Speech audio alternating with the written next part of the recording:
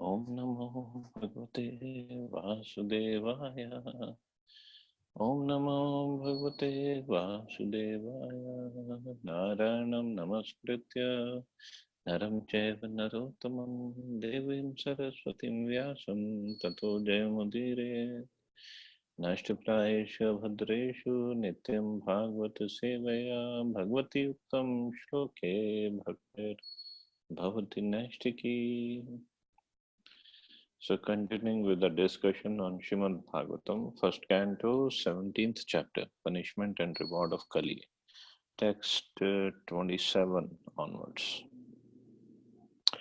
Shochati ashrukula sadhi durbhagavevo jivta sati abramanya nirpavyaja shudra bhakshanti mamiti.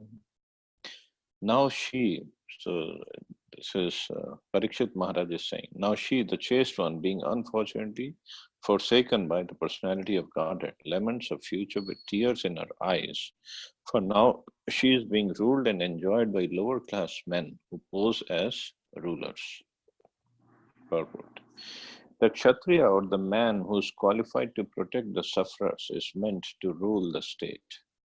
Untrained lower class men or men without ambition to protect the sufferers cannot be placed on the seat of an administrator. Unfortunately, in the age of Kali, the lower class men without training occupy the post of a ruler by strength or popular votes, and instead of protecting the sufferers, such men create a situation quite intolerable for everyone. Such rulers illegally gratify themselves at the cost of all comforts of the citizens, and thus the chaste Mother Earth cries to see the pitiable condition of her sons, both men and animals. That is the future of the world in the age of Kali, when irreligiosity prevails most prominently. And in the absence of a suitable king to curb irreligious tendencies, educating the people systematically in the teachings of Srimad Bhagavatam will clear up the hazy atmosphere of corruption, bribery, blackmail, etc. So this is a sorry state of Kali Yuga, when administrators who are supposed to protect the population, population means both men and animals, they are basically there to levy taxes and just enjoy and just create miserable conditions for everybody else. For people in democracy, they cannot blame it on anybody else because they themselves have chosen those kind of politicians, those kind of leaders. And the people who are in aristocracy, people who are in the states where there is no democracy, but maybe the king is there, they cannot complain because they cannot do anything. And then there is a government called communism, which is not really communism. It's basically they are chosen few who have taken over and they are just ruling over. Communism was supposed to be like government of the people, means everything belongs to state, nothing belongs to anybody else, but it is for equal distribution for everybody. Socialism, that's also part of communism, but nobody follows that. Anybody who's in power, he just wants to enjoy. That's it. He says it's all for me and nothing for anybody else. Whatever name we want to give it, whether we want to call it democracy or communism or socialism or or any other form of government. So this is a poor state of Kali Yuga. What to do? And it's of course, Prabhupada didn't say it here. Later on in 12th canto, it is mentioned the symptoms of Kali Yuga. The government will start levying or exacting so much of taxes that people will run away from cities and go to forests and hills to live over there. Basically, they'll run away. They will say, we cannot pay that many taxes. But this is what the government is going to become. Of course, Prabhupada says, in the absence of such suitable kings, people should systematically be educated in the teachings of Srimad Bhagavatam. So that will clear up the hazy atmosphere of corruption, bribery, blackmail, etc. So, but for that, we have to have teachers of proper teachers of Bhagavatam who are coming from disciplic succession, who can teach it properly.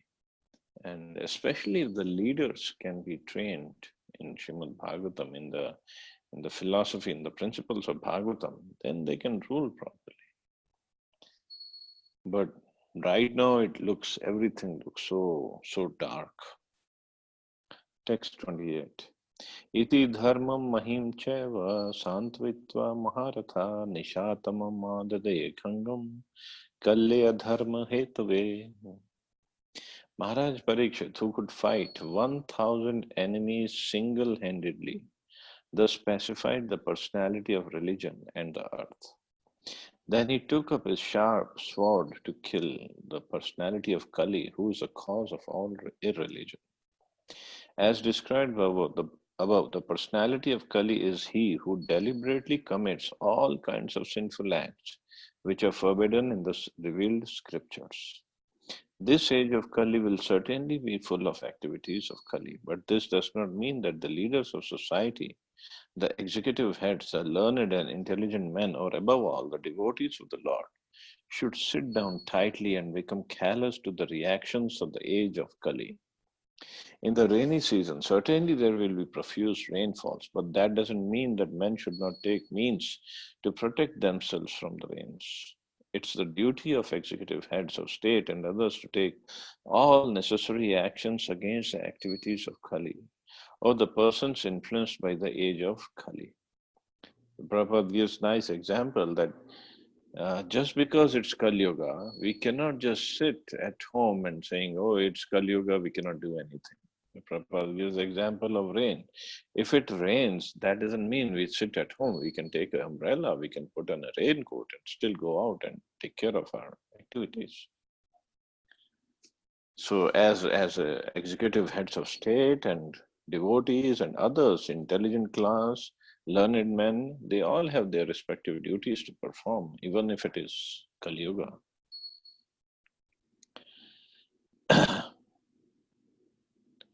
The administrators should not simply pass resolutions for anti-corruptional steps, but they must be ready with sharp swords to kill the persons creating corruptions from the angle of vision of the recognized Shastras.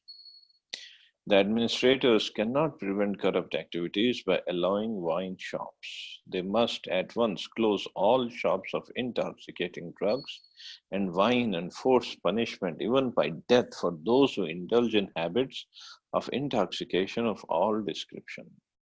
That is a way of stopping the activities of Kali, as exhibited herein by Maharaj Parikshit, the Maharatha.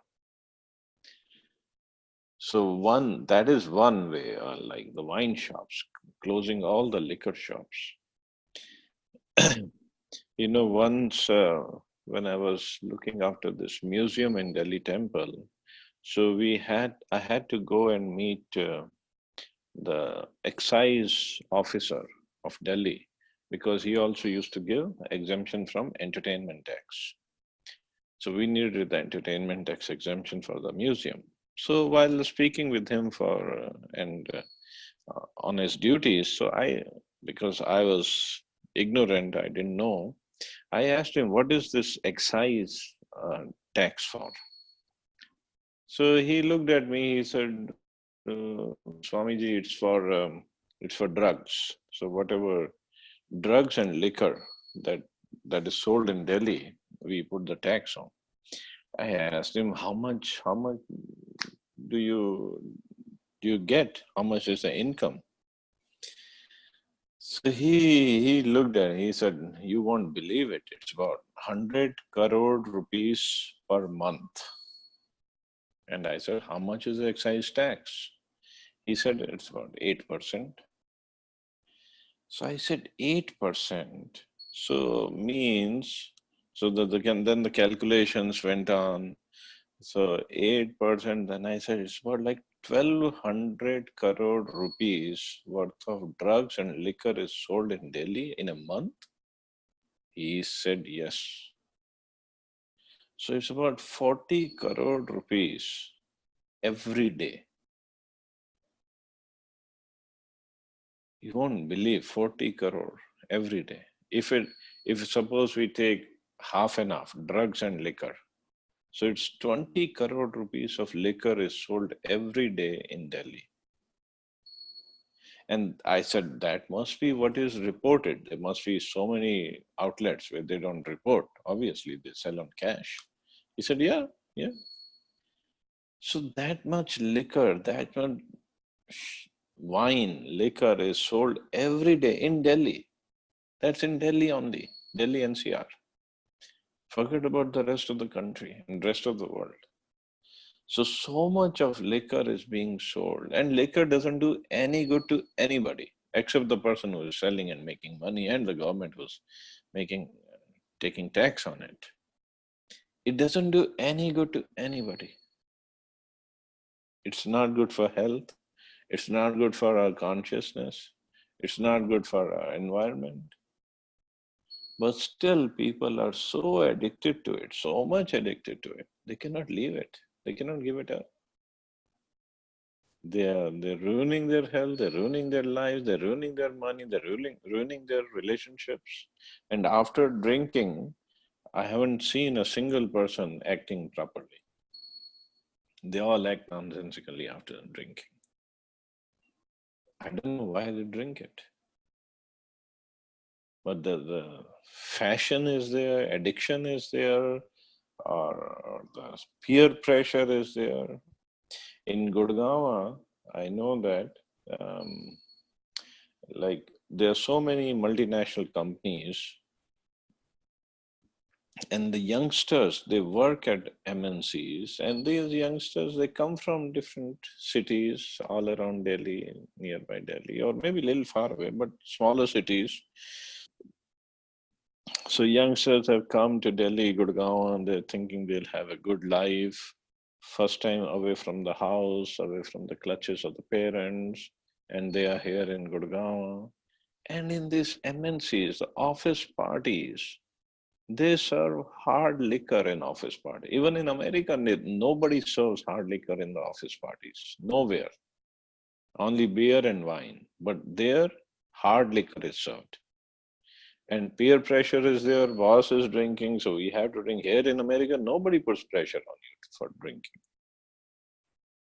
I've been here for such a long time, earlier also, and nobody, never, ever, ever, nobody told me if they are drinking, then I have to drink. If I don't want to drink, I don't drink. I don't care. But in India, it's a different story. They put pressure on these youngsters. And after drinking liquor, obviously, nonsense things are going to happen. And also in Gurgaon, because so many youngsters, once in a while, they used to come to the classes, they would tell, um, in Gurgaon, the bars and pubs, they keep Wednesdays as free liquor to ladies. They give free anything they want to drink. It's free. Why? Because Wednesdays hardly anybody's going to go out and drink anyway. It's weekday. So because they get addicted, so they come back on Friday and Saturday and drink by paying. So this is what is going on in name of so-called so-called advancement, so-called prosperity, and whatever we want to call it. And this is what Prabhupada is saying. This is because of this liquor business or wine business, it should be closed because otherwise it leads to corruption, heavy corruption because of liquor. But obviously, nobody wants to give up that excise tax, 100 crore rupees per month. That's lots of tax. Text 29. Tam jigansum avipretya vihaya niripalanchanam tadpada moolam shirsa samagad bhayvevalaha. When the personality of Kali understood that the king was willing to kill him, he at once abandoned the dress of a king and under pressure of fear, completely surrendered to him, bowing his head. The royal dress of the personality of Kali is artificial. The royal dress is suitable for a king or a kshatriya. But when the lower class man artificially dresses himself as a king, his real identity is disclosed by the challenge of a bona fide kshatriya like Maharaj Parikshit. A real kshatriya never surrenders. He accepts the challenge of his rival kshatriya and he fights either to die or win. Surrender is unknown to a real kshatriya. In the age of Kali, there are so many pretenders dressed and posed like administrators or executive heads. But their real identity is disclosed when they're challenged by a real kshatriya. Therefore, when the artificially dressed personality of Kali saw that to fight Maharaj Parikshit was beyond his ability, he bowed down his head like a subordinate and gave up his royal dress. So Prabhupada is explaining the real nature of a Kshatriya. They never surrender. Surrender is not for Kshatriyas. Either they win or they die in the battle. But this Kali personified, he's not a Kshatriya. He is just dressed up as a king. But as soon as he saw his life is in danger, he gave up the dress and surrendered. And that's why in the latest shlokas it is mentioned, Maharaj Parikshit did not kill him.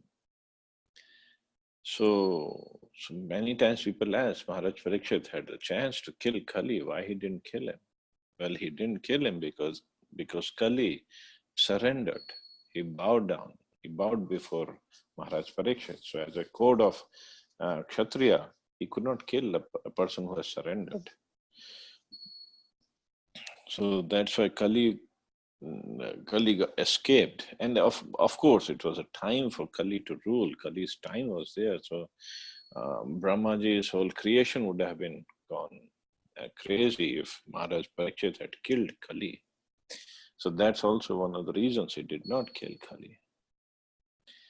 So anyway, sorry we started the class a little late because of, again, network problem. Just bear with me for 1-2 more days and then I'll have the new network connection. So I'll stop here and I don't know if anybody can ask any questions right now. Can you hear us, Prabhuji? Yes, Prabhuji. Prabhuji, about the corporate life, so well you have said. Actually, this is the truth today. It has become a fashion as well.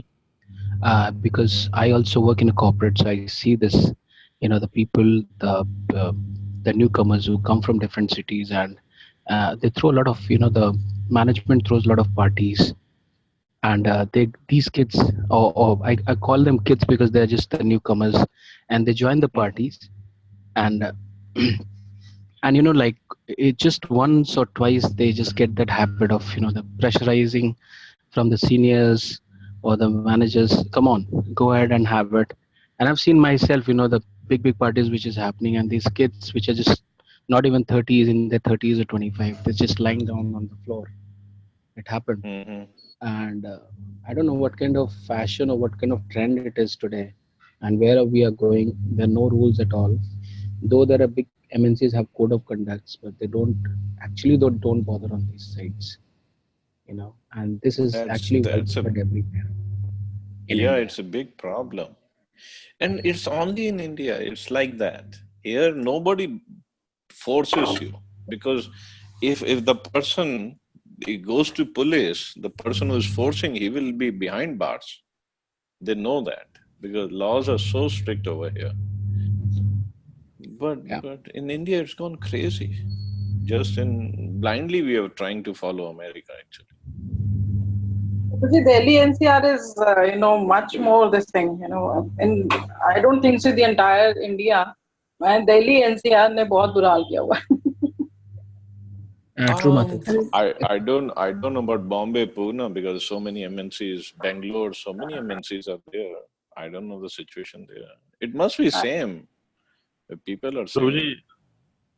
In yesterday's newspaper, there was an article that Maharashtra has become first state to deliver liquor at home. Oh my God! I missed it. What did you say? Maharashtra became? first state to deliver liquor at home. Home delivery for liquor. In fact, Gujarat is the only dry state. You cannot sell, drink, buy liquor there. And still no excise tax on liquor, and still it is thriving. There's no lack of money over there in Gujarat. Prabhuji, hearing all this, no, I start thinking, how do we protect our children? Because there's so much of, understanding. We ourselves go through so much of peer pressure and everything. How do we, help our children get refrained from all this? It's a big question for me. See, our devotees from IYF, ISKCON Youth Forum, they don't drink. They go to all these MNCs, they work there, they don't drink. No way. So it's just a training of bhakti from very beginning, especially chanting of holy names. That will protect them.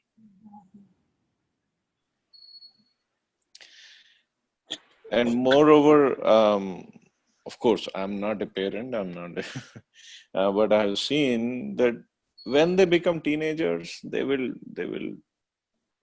do some experiments. So don't be worried about that. If you have given them good foundation, solid foundation, they will, if they have done experiment, they will come back, even if they go away. So don't worry. Start giving the foundation, start making the foundation correct right now. A little bit of strictness, Prabhuji, if I'm not wrong. Yeah, in the forming years, till 13, Chanakya Pandit says, till 13 be strict.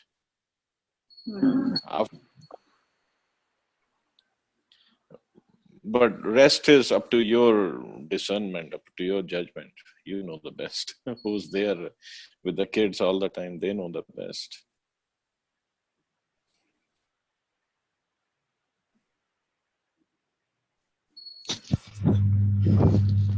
So, I guess we can stop here. Okay. You all have wonderful day. Hare Krishna. Jai Shri. Thank you, Prabhuji. Hare Krishna. Thank you. Thank you so much, Prabhuji. Hare Krishna. Hare Krishna.